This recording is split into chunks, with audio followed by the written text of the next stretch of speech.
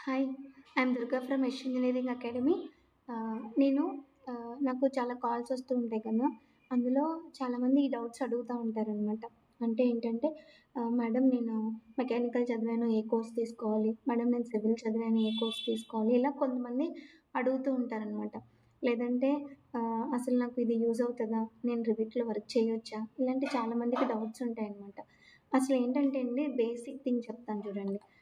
అసలు రివిట్‌లో మీకు ఏముంటాయంటేనండి, జనరల్‌గా మీకు డిజైనింగ్ అండ్ మోడలింగ్ అని 2 కాన్సెప్ట్‌లుంటాయనమాట. 2 కాన్సెప్ట్‌లుంటాయి. డిజైనింగ్, మోడలింగ్ అండ్ ఇంకొకటి కూడా ఉంటదండి కోఆర్డినేషన్.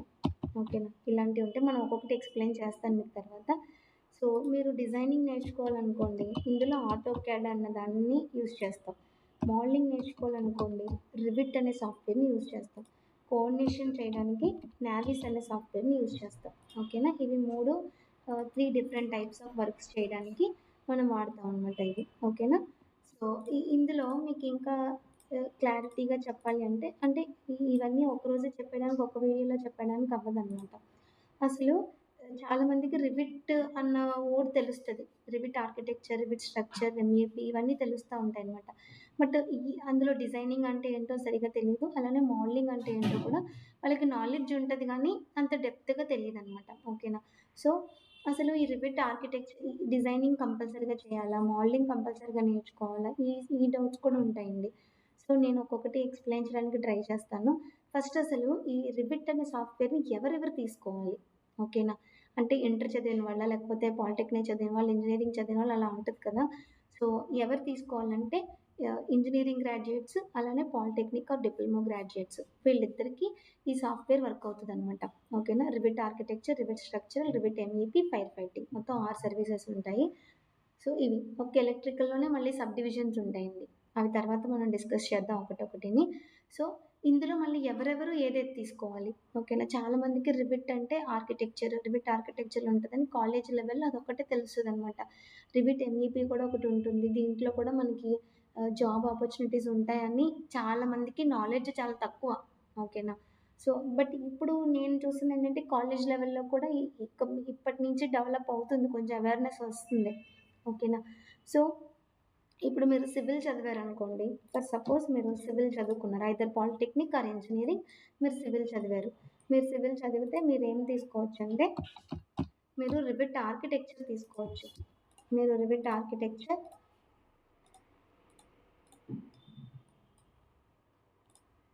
మీరు పాలిటెక్నిక్ చదివారు ఆర్ ఇంజినీరింగ్‌లో సివిల్ చదివారనుకోండి. మీరు రివిట్ ఆర్కిటెక్చర్ అలానే మీరు రివిట్ స్ట్రక్చరల్,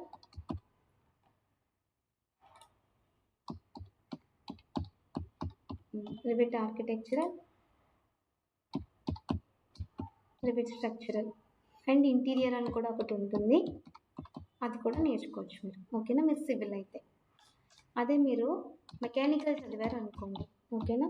మీకు రివిట్ ఎంఈపీ అని నేర్పిస్తాం. మళ్ళీ ఎంఈపీలో ఎం స్టాండర్డ్స్ ఒకటే నేర్పిస్తామట. ఎం మీన్స్ మెకానికల్‌లో హెచ్‌వాక్ అని ఉంటదనమాట. ఓకేనా? హెచ్‌వాక్. అది మెకానికల్ చదివిన వాళ్ళకి నేర్పిస్తాం. డిజైనింగ్, రివిట్ మోడలింగ్ అన్నది పక్కన పెట్టేసేయండి ఫస్ట్. ఓకేనా? మెకానికల్ చదివిన వాళ్ళకి రివిట్ ఎంఈపీ. ఎంఈపీలో ఎం అంటే హెచ్‌వాక్ నేర్పిస్తారనమాట. అదే మీరు ట్రిపుల్ ఈ మీరు ఎలక్ట్రికల్ ఆర్ ఈసీఈ చదివారనుకోండి. ఎలక్ట్రికల్ ఆర్ ఈసీ మీకు ఈ ఎంఈపీలో ఈ స్టాండ్స్ ఫర్ వీళ్ళకి కూడా మేము రివిట్ ఎంఈపీ అనే చెప్తాం. మీకు రివిట్ ఎంఈపీ నేర్చుకోవచ్చండి మీరు. బట్ అందులో ఈ ఎలక్ట్రికల్ నేర్పిస్తాం అనమాట మీకు. ఓకేనా?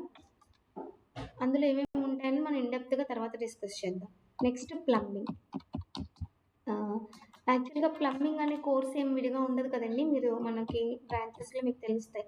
అది ఎవరు తీసుకుంటారంటేనండి సివిల్ గానీ, మెకానికల్స్ ఎవరైనా తీసుకోవచ్చు ప్లంబింగ్ అన్న కోర్సు. ఓకేనా? ఎవరు తీసుకోవచ్చు అంటే సివిల్ చదివిన వాళ్ళు తీసుకోవచ్చు. మెకానికల్స్ చదివిన వాళ్ళు కూడా తీసుకోవచ్చనమాట. మెకానికల్స్ వాళ్ళు కూడా తీసుకోవచ్చు. Plumbing. P stands for plumbing అనమాట. ఓకేనా? ఇందులో ఏం చెప్తామన్నది మనం ఫర్దర్‌గా డిస్కస్ చేద్దాం. సో, సివిల్ వాళ్ళకి Revit architecture, Revit structure, interior. Mechanical వాళ్ళకి రివిట్ ఎంఈపీలో M, electrical and Revit MEP అనేది చెప్తే ఎలక్ట్రికల్. రివిట్ ఎంఈపీలో మళ్ళీ plumbing. Revit MEP, P stands for plumbing. ఈ 2 చదివిన తర్వాత ఇంకొకటి కూడా ఉంటదండి, ఫైర్ ఫైటింగ్. ఇది most of the cases plumbing వాళ్ళు చేస్తారు. ఓకేనా? ప్లంబింగ్ ఎవరైతే వర్క్ చేస్తారో వాళ్ళు చేస్తారనమాట ఫైర్ ఫైటింగ్ అనేది. ఓకే. అది సివిల్ వాళ్ళు అవ్వచ్చు, మెకానికల్ వాళ్ళు కూడా అవ్వచ్చు. ఓకేనా? బేసిక్ ఇదనమాట. సో ఇంజినీరింగ్ చదివిన వాళ్ళు, అలానే పాలిటెక్నిక్ 3 ఇయర్స్, ఇంజినీరింగ్ 4 ఇయర్స్ చేసిన వాళ్ళు, అండ్ ఇంకా ఫ్రెషర్స్‌గా మీ కెరియర్ స్టార్ట్ చేయొచ్చు. అట్ ద సేమ్ టైమ్ మీరు ఒక 2022 పాస్డ్ అవుటో, 2020 పాస్డ్ అవుటో, చాలామందికి డౌట్స్ ఉంటాయి. నాకు చాలా కెరియర్ గ్యాప్ వచ్చిందండి. నేను నేర్చుకోవచ్చా? యెస్, వెల్ అండ్ గుడ్, మీరు నేర్చుకోవచ్చు. ప్రాబ్లమ్ ఏం లేదండి. ఓకేనా? బట్ స్కిల్ బాగా రావాలనమాట. స్కిల్ వస్తే మీరు మీ కెరియర్‌ని ఇప్పటి నుంచి కూడా స్టార్ట్ చేయొచ్చు. అదేం ప్రాబ్లమ్ ఉండదు. సో ఇది ఆహ్, అసలు రిబిట్ ఎవరు తీసుకోవచ్చు అన్నదానికి ఆహ్, ఇదంతా డీటెయిల్స్ అనమాట. దానికి సంబంధించిన డీటెయిల్స్ ఇవన్నీ. సో నెక్స్ట్ వీడియోలో ఎలక్ట్రికల్ వాళ్ళు ఏం చేస్తారు, ఆర్కిటెక్చర్ వాళ్ళు ఏం చేస్తారు, ప్లంబింగ్ వాళ్ళకి ఏం నేర్పిస్తాం, ఈ రిబిట్‌ని యూజ్ చేసి అన్నది ఇంకొంచెం క్లారిటీగా ఎక్స్‌ప్లెయిన్ చేయడానికి ట్రై చేస్తాను. ఓకేనా? Thank you so much.